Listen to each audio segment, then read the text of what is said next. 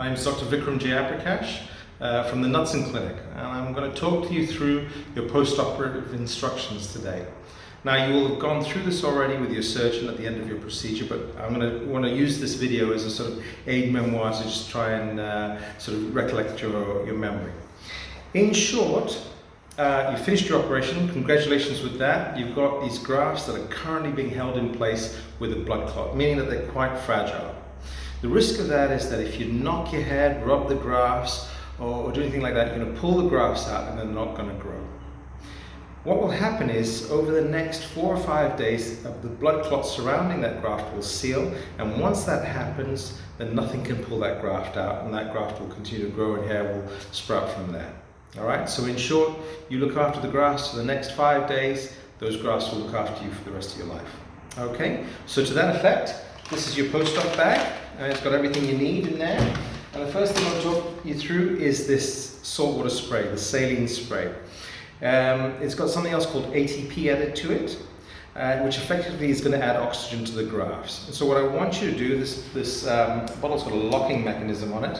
What I want you to do is every 15 minutes spray the grafts on your scalp to keep them nice and moist. And you're going to do that every 15 minutes until you go to bed.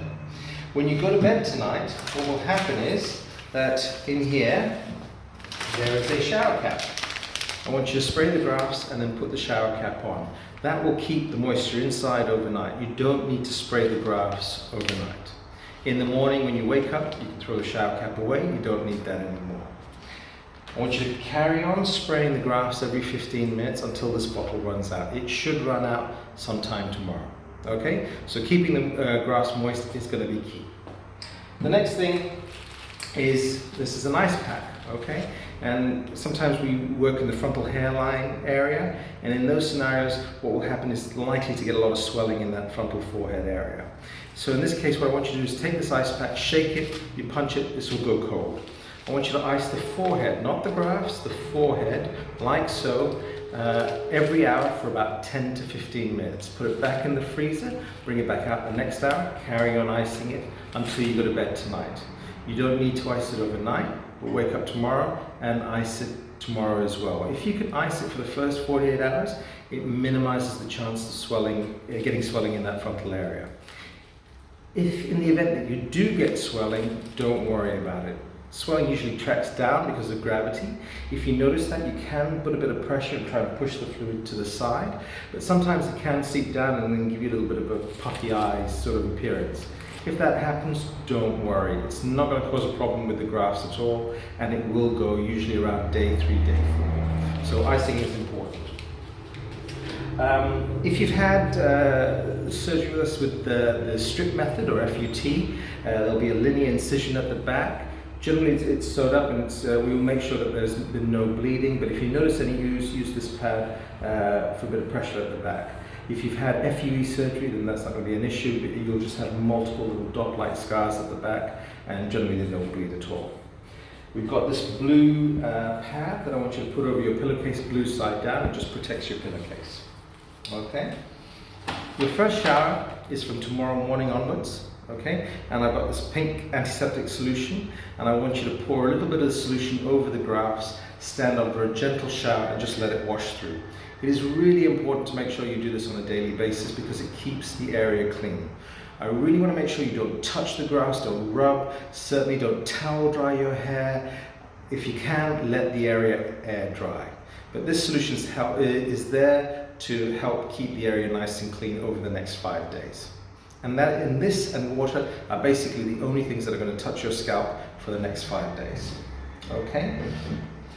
In terms of pain relief, if you've had a strip scar, we would have injected a long-acting local anesthetic at the back of the head, so it should be reasonably comfortable. If you've had FUE, then there should be no major issues with pain. But what we do generally, routinely, we'll give you some Panadol to take, 2 tablets every 4 hours, and we've got some Neuromol to take for breakthrough pain if you have any. If you are allergic to either of those medications, then please do let us know, and then we can suggest alternatives for you. We've also got a sleeping tablet, one for tonight, one for tomorrow night, just to help you get through the next couple of nights. Okay, so that in essence is what's going to happen.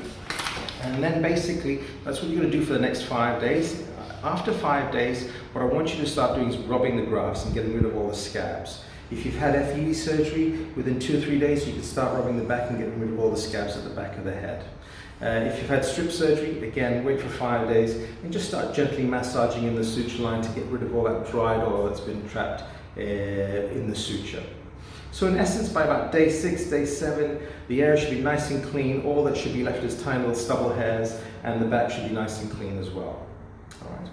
And then it's a waiting game. It's a question of patience at this point. Within the first month, some of the grafts will fall out. Whatever doesn't fall out will just carry on growing at a centimetre per month.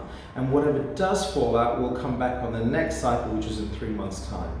And generally, there's a gradual increase of growth over the period of the next year. And generally what we say is that 6 months, 60 to 70% of the hairs have come through, and it generally takes 10 to 12 months for the rest of it to come through.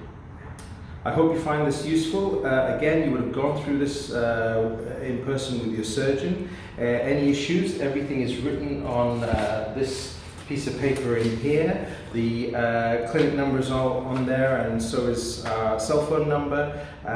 Hope you find this useful. Any problems, then please do let us know, and good luck with the recovery. Thanks.